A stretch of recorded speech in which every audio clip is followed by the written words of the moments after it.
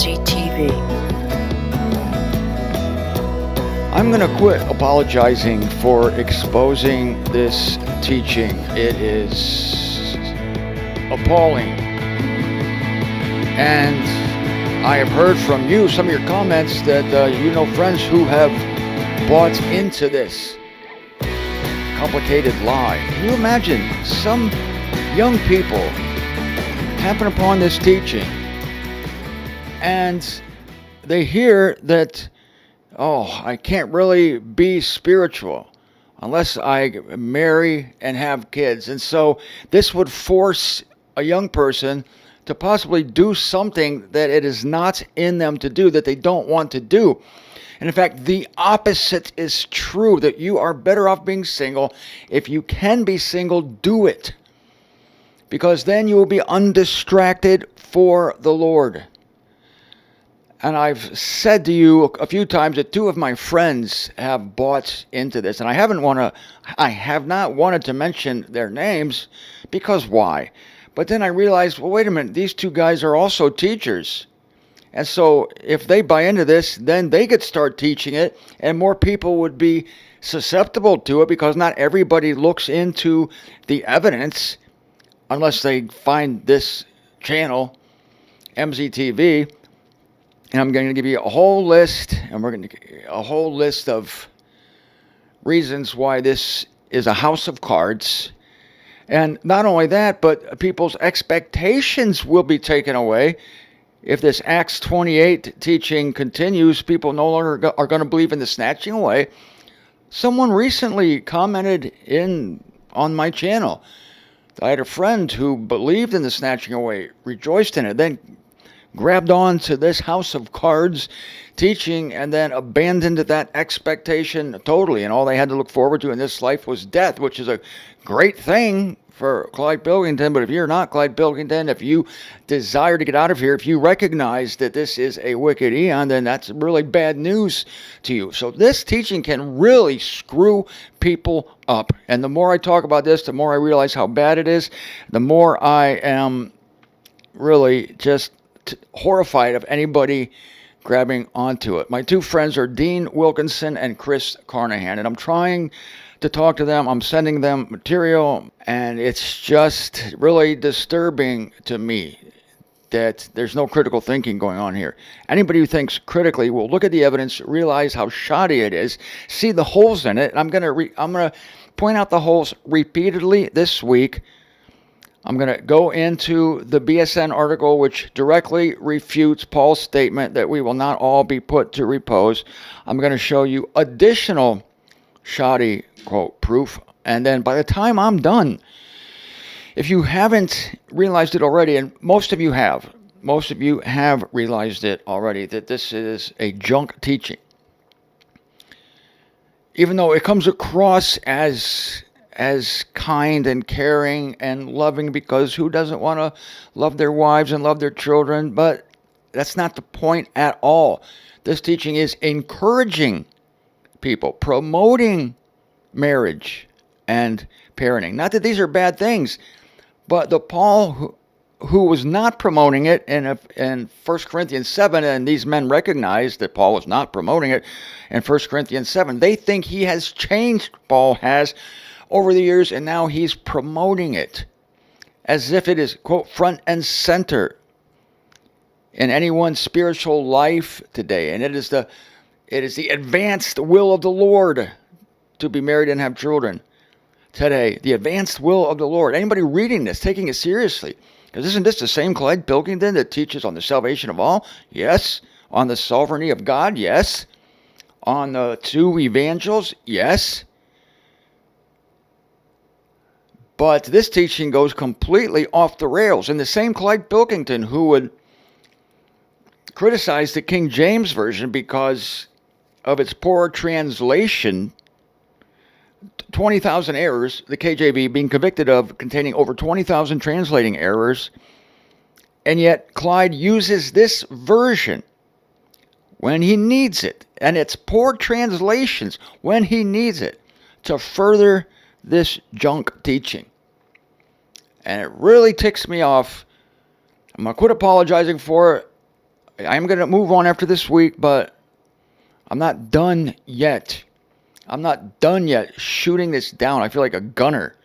This has got to be destroyed. Okay, so I appreciate, this is Martin Zender, by the way. Welcome to MZTV. We expose, rebuke, and entreat here. We expose false teachings. We rebuke the teachers forwarding the false teaching, and then we entreat people to believe the truth.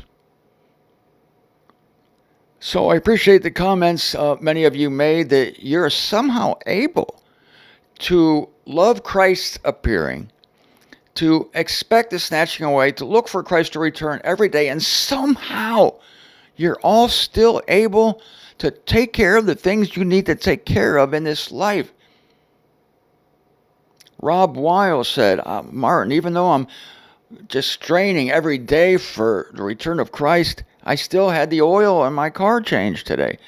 Oh, wow. According to Stephen Hill, that's like freaking impossible. So other people have said the same thing. That, yeah, I'm sorry, but we can chew gum. We can walk and chew gum at the same time. To me, it's not difficult. I mean, I can strain for Christ. I can hate this eon and still take care of the things I'm responsible for. I have to take care of. I have to take out the garbage so the house doesn't stink. I have to sweep the floor. I have to pay my bills. I have to feed Charles, take Charles for a walk. Well, I'm not going to take Charles for a walk. I don't care if he starves. What? Why? Well, because Christ might return any minute. This is absolute foolishness, and it's more junk-proof, really. Let's quote Stephen Hill. Now, Clyde assumes that with this supposed epic change in eras, singleness is no longer ideal, right? And domestic life now has a paramount place in spirituality. I'm quoting from my ZWTF 4.19. I'm going to have my sister run that again underneath here. I am going to talk about the widows, which Clyde changes widows to single women. Oh, before I get into this Stephen Hill, this is Stephen Hill writing in volume 487 of Bible Students' Notebook. Before I do that, there's something I did not mention yesterday that is so important that I should have mentioned. In Ephesians, remember what Clyde said? Front and center now, the thrust, the advanced will of the Lord for today is marriage and parenting and employment. But listen what Paul says in chapter 5, verse 22, he says, let the wives be subject to their own husbands as to the Lord.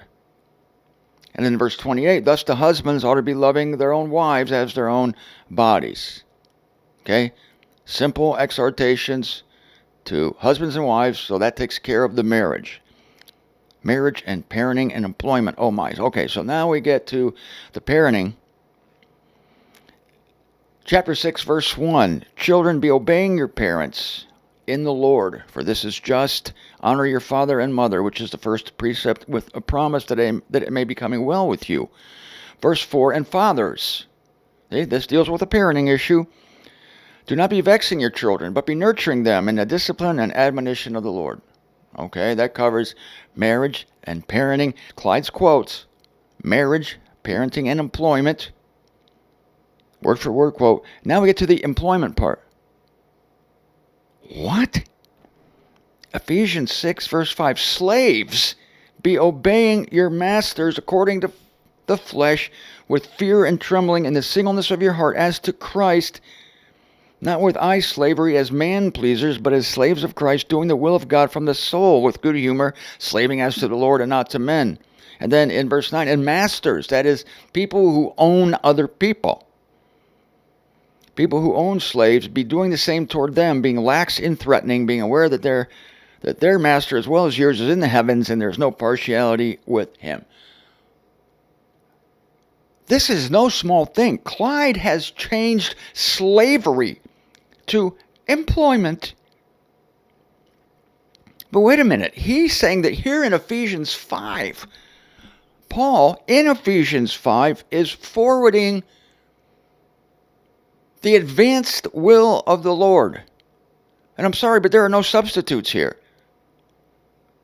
If Clyde and Stephen Hill believe that Paul is here forwarding the advanced will of the Lord for today, and I'm quoting, I put the quotes in there yesterday, watch yesterday's show, then slavery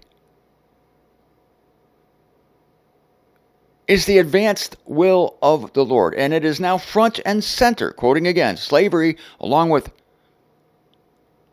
marriage and parenting, slavery is now front and center. You can't just change it.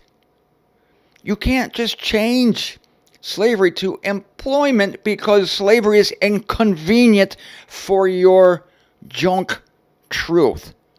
But that's exactly what Clyde's done here. I can't say slavery because someone will tag me on that. They'll say, wait a minute, you're saying slavery is God's advanced will for today? So he changed it to employment, thinking that no one will go to the context and check on this. This is not a small thing. This is more evidence of the poor translating principles. Indeed, the deception of this teaching. It is deception. You can't just change slavery to employment. Well, we're just going to apply it to today. There are no slaves today in our circles anyway, even though there are still slaves today. But, well, there you go. There is still slavery today. So, according to Clyde, that would be great because that's the advanced will of God, as explained to us by Paul in Ephesians chapter 5. Now, you can't just change it. But since none of us are aware of any slaves, we'll just say employment. And we'll just say that employment is the ideal. Do you see the subterfuge here? It's nothing less than that. And today I'm going to show you how Clyde changes the word widows to single women in order to promote this junk teaching. Now, if you are going to present to us such a wild premise as this, as Paul's giving different marriage advice in 1 Corinthians than he gives in Ephesians, and in fact, the marriage advice he's giving in 1 Corinthians 7 will result in you probably losing your wife. You remember that? Clyde said anybody who today lives his life as having a wife as not having one, 1 Corinthians 7:29, he's likely not to have a wife. Oh, so you're saying that if we follow Paul's advice in 1 Corinthians 7 that it'll tick off our wives so much because this disposition is so bad that we'll probably lose our wives. So my only conclusion is that there was a time in the history of the ecclesia where Paul purposely gave advice that would cause men to lose their wives. Purposely gave bad advice. If you're going to make such a radical statement, a radical premise, that Paul's whole marriage philosophy has changed from between 1 Corinthians chapter 7 and Ephesians, and if you're going to say now that marriage and parenting and slavery, we have to use slavery because that's what Paul's talking about, is now front and center in the advanced will of the Lord. Yes, slavery. Front and center now. It's interesting, and yet Paul says that in Christ there's neither Jew nor Greek, neither male nor female, neither slave nor free. You notice there's two things statement from Galatians that Clyde is promoting, not Paul. Paul's not promoting it, but Clyde is, as the advanced will of the Lord today. Marriage and slavery. And yet Paul says that in Christ there's neither male nor female. That does away with marriage. And there's neither slave nor free. That does away with slavery. So slavery and marriage are transient stations. They are passing away along with the eon, along with the era. They're passing away. There's not going to be that after we're perfected, after we're made immortal, which is great. All these things are hindrances. So why is it that Clyde would be promoting things that are going away and declaring them to be so great as to be the advanced will of the Lord today, when in fact they are passing away and they are impermanent and they are not a part of the coming eon. So if you're going to try to forward these wild premises, I'm sorry, but you need hard proof. You better be coming with some heavy-hitting verses that provably undo Paul's marriage advice in 1 Corinthians 7. In fact, not only undoes it, but makes the claim that Paul's teaching the opposite in Ephesians. And of course, cherry-picking marriage, not looking at anything else, you're going to have hard proof. Not cherry-picked passages, not bad translations from the King James Version when it suits you, not ignoring context, and not using actually mistranslations.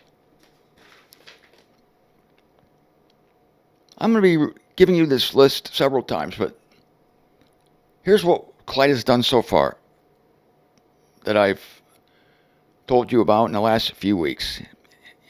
He claims in 1 Corinthians 15:22 that Paul says, as in Adam, all die.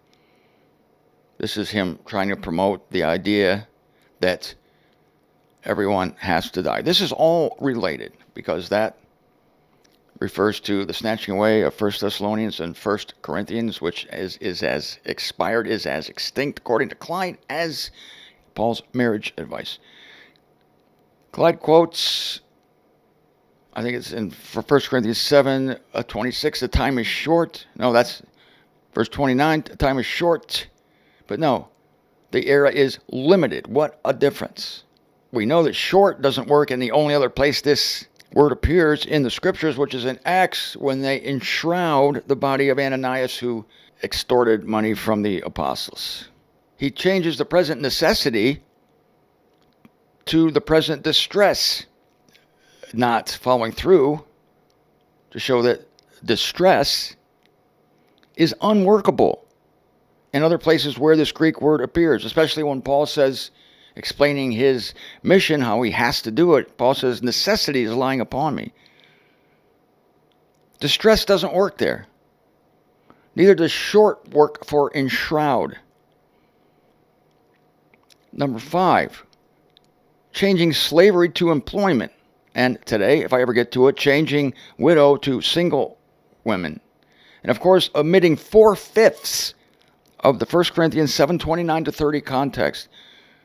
Let those having wives be as though not having them. You'll never hear Clyde or Stephen Hill go past that. And yet, it's only one of 5 exhortations. The others being, let those who are rejoicing be as not rejoicing, those who are mourning as not mourning, those who are buying as not retaining, and those who are using the world as not using it up. The reason they don't ever quote the rest of this, they only use 1/5 of it, because all they're concerned about is marriage and patriarchy and parenting. And apparently slavery. Now we know they're promoting slavery, but they should be if they're consistent, but they're not consistent. They cherry pick. And anyone can see that none of these things would be recommended today, as if we should all be rejoicing like the world rejoices, mourning like the rest of the world, buying and retaining everything, using the world and using it up. These men know that the rest of this passage is unworkable. That's why they never mention it, and they hope you don't go to it. But I go to it to expose it. Anyway, I was talking about Stephen Hill. Stephen Hill makes this same mistaken assumption that by looking for Christ, then we would necessarily have to ignore our family. Listen to this. This is Stephen Hill writing in volume 487 of Bible Student's Notebook. When Paul instructed married believers to live as though they were not married, and unmarried believers to remain single as he was, it was because he believed that Christ would be returning very soon.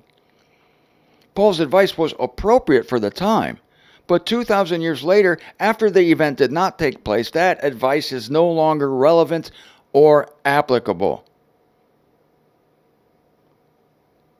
Do you notice? I'm going to continue that quote, but no longer relevant or applicable. Which?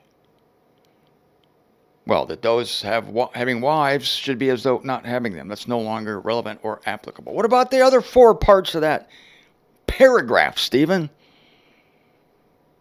Let those who are rejoicing be as not rejoicing. Is that no longer applicable? We're supposed to rejoice with the rest of the world, be as crazy as they are.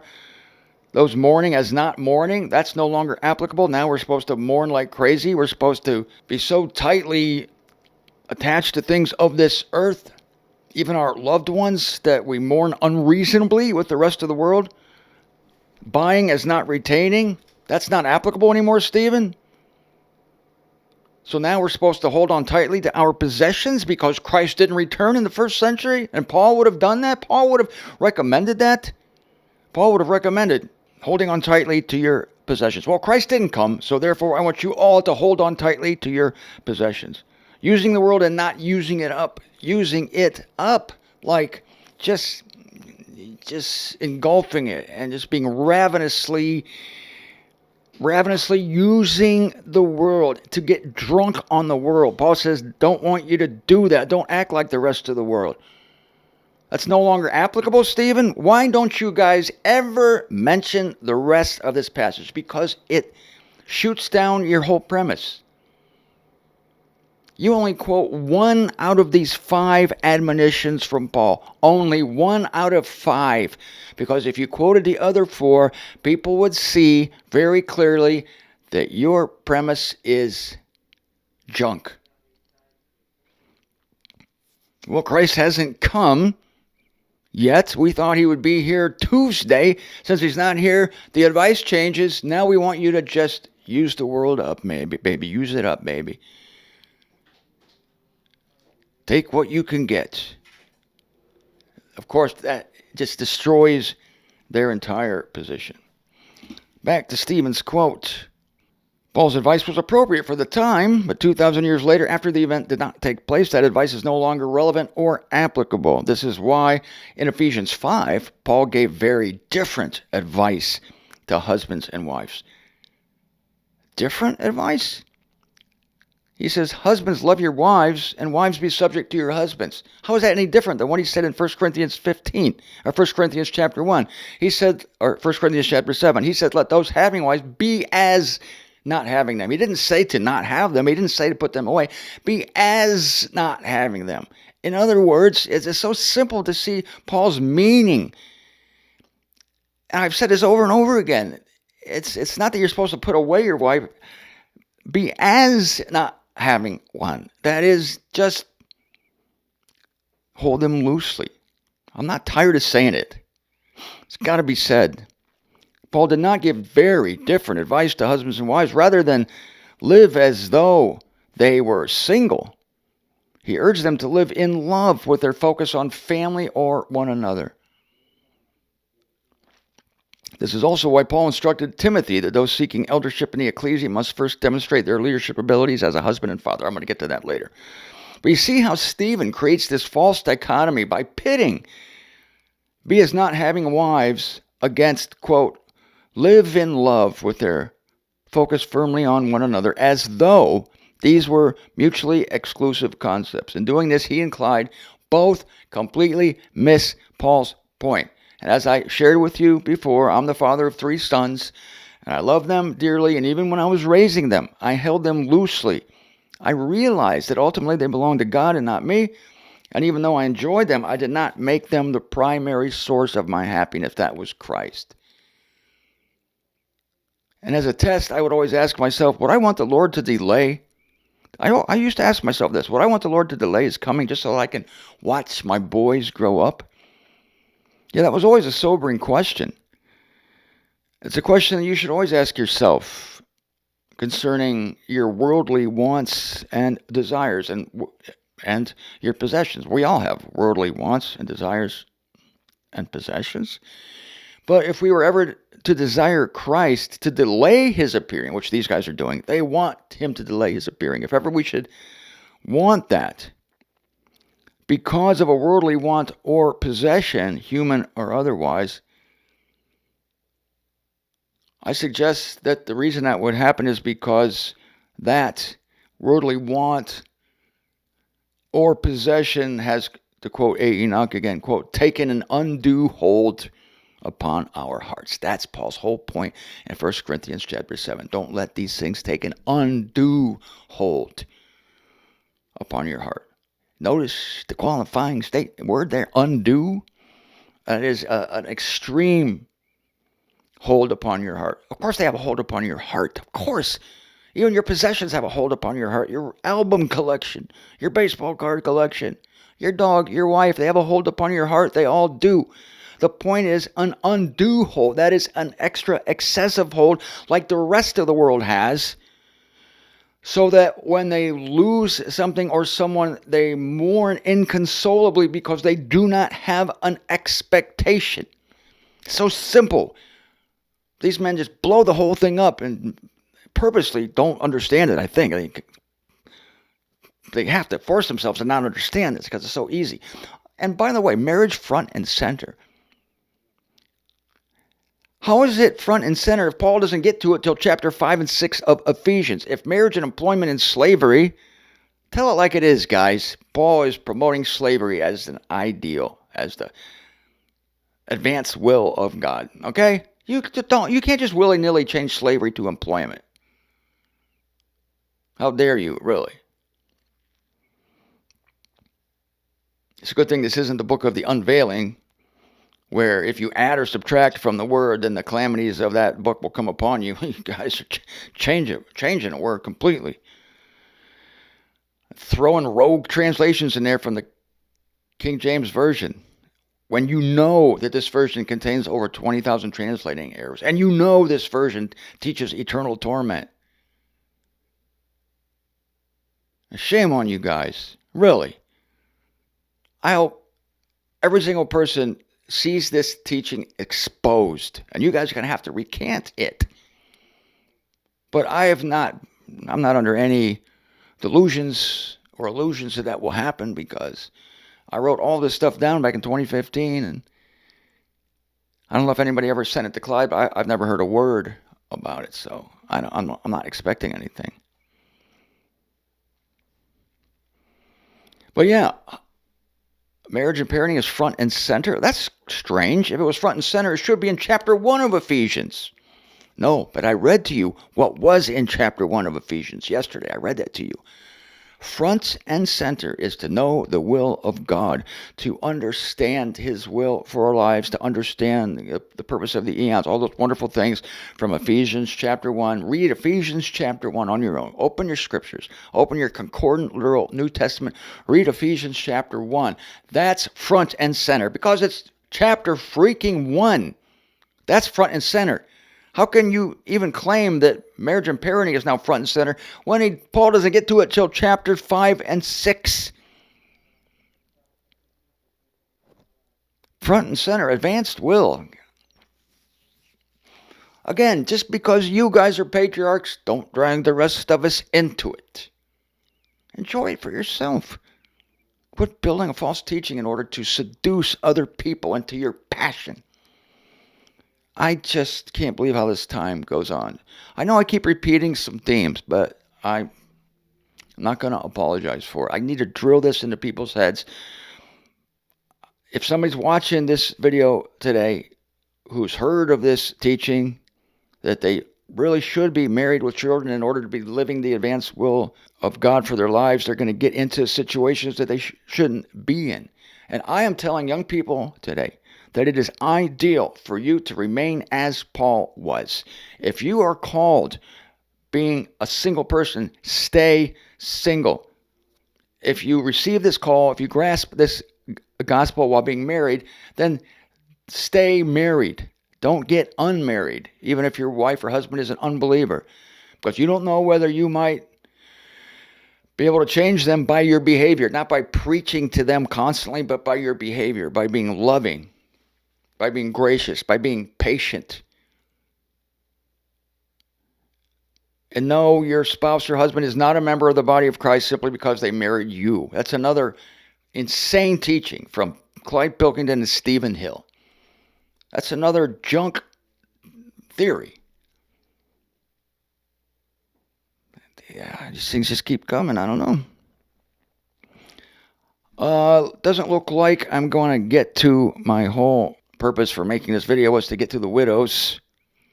If it was up to me, I would make an hour video, but I know that when people look and see 1 hour that they'd be hesitant to even start it, to even watch it. It's bad enough when one of my shows goes over 30 minutes, especially for Colin Moore. Yeah, takes a look at it and says, Zender, why can't you make a shorter video? And like I said yesterday, I wish I could. So I'll show you crime number 17 tomorrow, changing Paul's word widow into single women on interpretive crime. I don't know. Again, I don't know. This one might be purposeful. It looks purposeful to me. How can you miss this? But I'm just not sure it is, because Clyde is not one to think, okay, I'm going to deceive people in order to forward my passion, in order to get people to do what I do. I don't see him doing that. He's a good man. I just think he's so careless. And he's got this univision of this world of patriarchy that he can't see outside of it. I don't think he can even see the rest of the world outside of it, because he wants the eon to continue. It's not purposeful. I really can't bring myself to say that. It's naive, and it's bubble vision. It's careless. And really, I'm a little insulted by it, because the evidence is so bad. I don't know how Clyde thinks he's going to pass it on. I don't know how he thinks people are going to grab onto it, because most of us in the body of Christ are students, and we're going to go check up on this stuff, right? Like I did. I said, this sounds weird. I'm going to check up on it. Boom. I found all the holes in it. It's like Swiss cheese. Boom, boom, boom, boom. Jesus. And then I understand. And then I hear that my friends, Chris Carnahan and Dean Wilkinson, are into this. They're both into the we're all going to die doctrine. Yeah, they are. They're into the we're all going to die.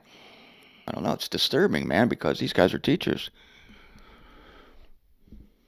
You start teaching this stuff, and how can anybody believe anything else you say? Because this stuff's so bad. I don't enjoy this. I'm mourning about it, I'm not perfect. Do I have all the right beliefs? I think I do. If somebody can show me 15 holes in something I believe, then I'll sure as hell rethink it.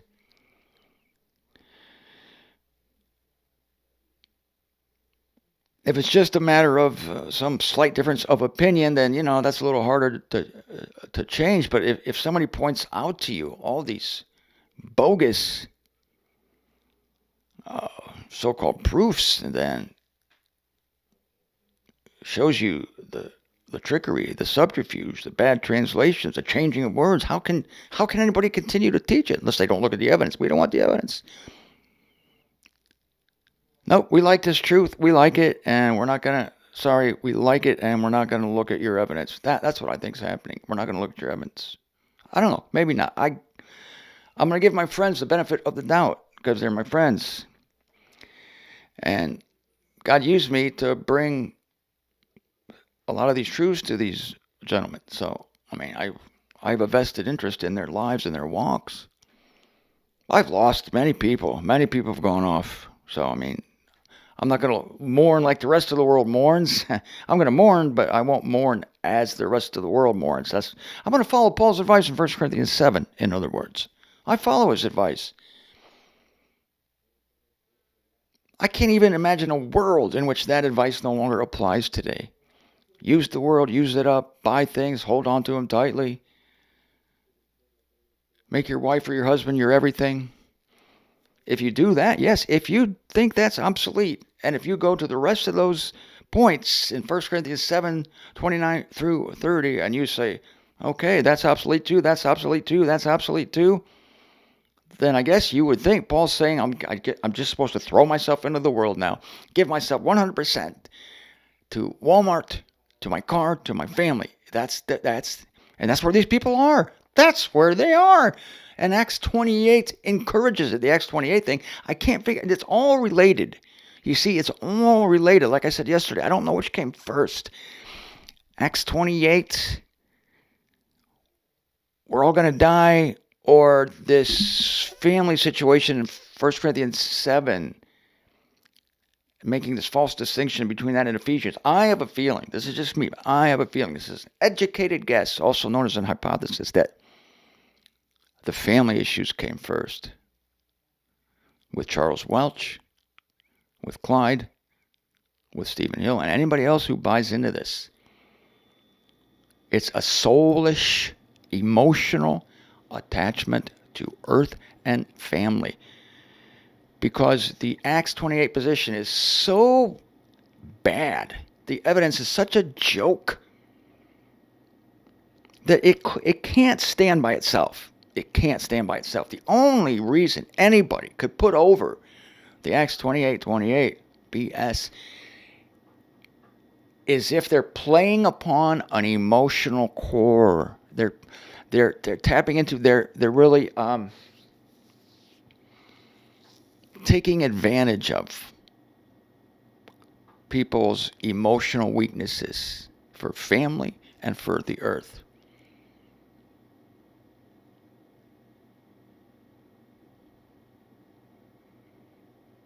Yes. They're preying upon that weakness. Maybe not even intentionally. But this Otis Sellers theory of the premillennial kingdom and Charles Welch theory, ignore Paul's early letters, which conveniently gets rid of the snatching away, and we shall not all be put to repose.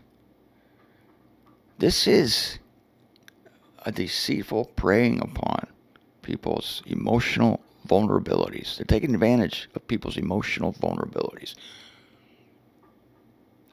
And again, that's the only way you could buy in to these junk theories, is if you're predisposed to wanting them to be true. Just like eternal torment. Just like eternal torment and free will. You're predisposed to wanting eternal torment to be true. You're predisposed to wanting to have a free will. So that when people show you so-called evidence, which is terrible, which is not evidence at all, you'll tend to buy into it because of this emotional predisposition. Same thing is happening here. This is emotional predisposition for home and hearth and earth that will make a person grasp at straws, grasp at anything to keep these precious commodities intact as we know them.